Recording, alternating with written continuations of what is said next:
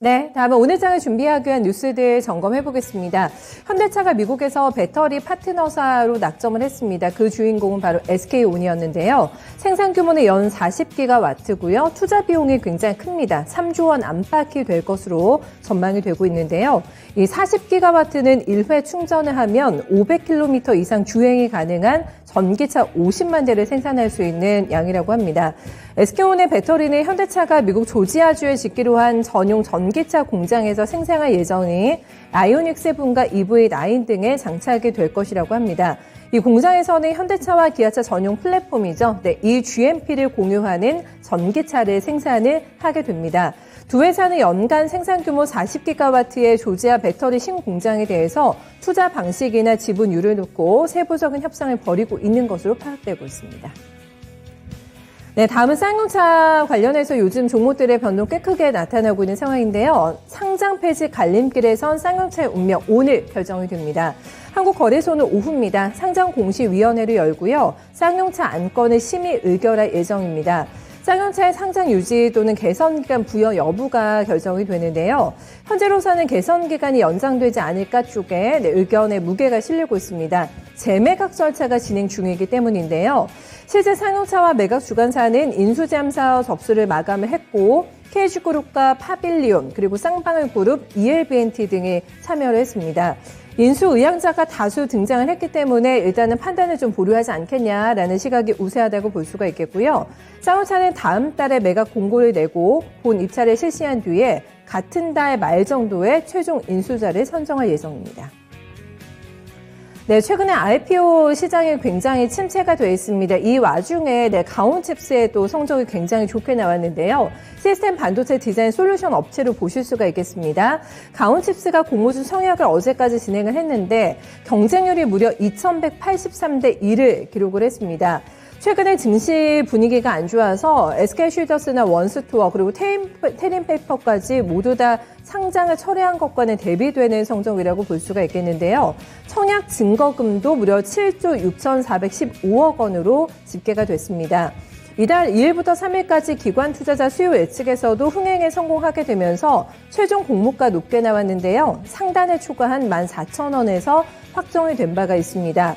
가온칩스는 이번 IPO를 통해서 확보한 공모 자금을 통해서 연구 개발하는데 그리고 해외 시장 진출하는데 쓰겠다고 밝혔고요. 이달 20일 코스닥 시장에 상장이 될 예정입니다. 대표 주관 회사는 대신증권입니다.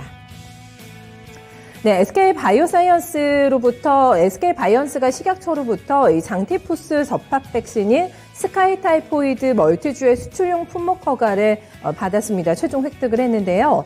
스카이타이포이드는 다당류 단백질 접합체 백신입니다.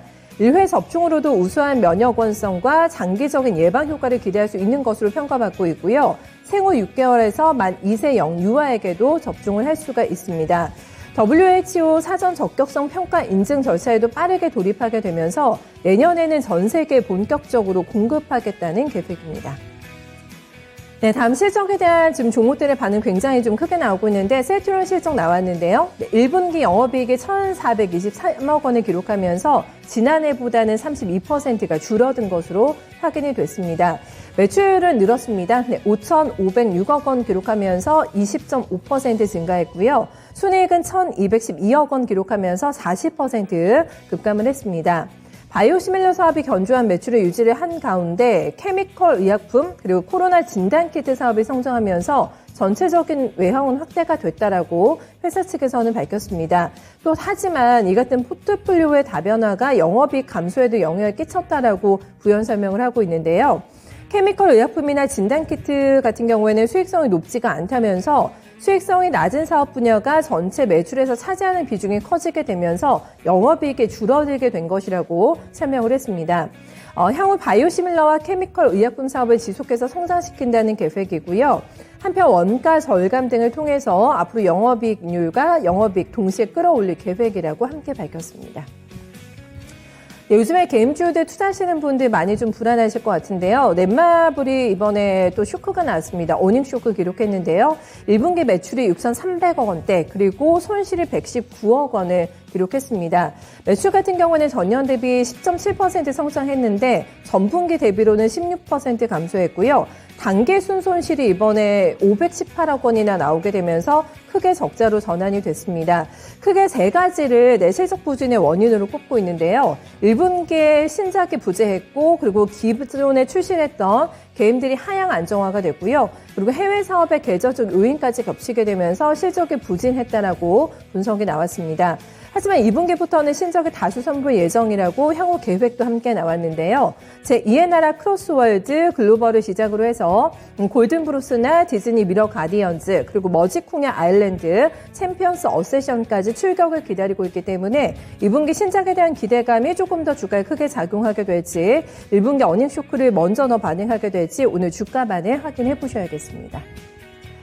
네, 이번 주 2600선 지수 사수가 쉽지가 않습니다. 변동성과 차별화를 동반하고 있는 고난이도의 시장이라고 할 수가 있겠는데요. 어떤 대응 포인트가 나오게 될지 강지연 운용학과 함께 오늘장 모닝 이어가겠습니다.